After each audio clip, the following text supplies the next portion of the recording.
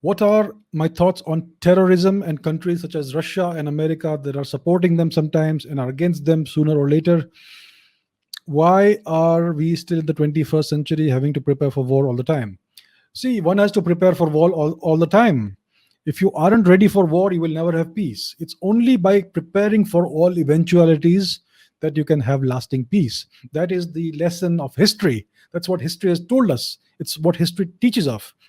If you examine the history of the past 2000 or 5000 years, if you are always in a state of readiness for war, that is when you will have lasting peace.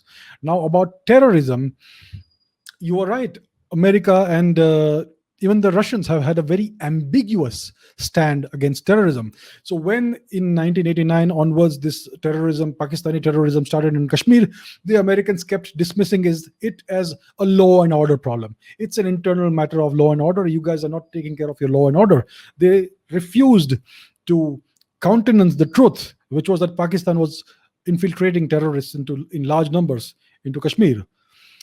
So they did not support, they were very much basically tolerant of terrorism. Then when 9/11 happened, their stance changed 180 degrees, and they launched this global war on terror, and yet they did not ever sanction Pakistan for its continuing terrorism into India. So it's always been a dual approach, and the same goes with Russia. They have also sometimes supported some forms of terrorism, what you could call terrorism. Sometimes they have not.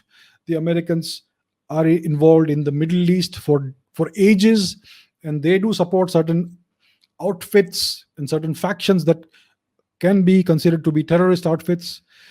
So it's a very ambiguous stand, and to understand why it is so, we have to understand what is the national interest of the United States and what is the long-term objective.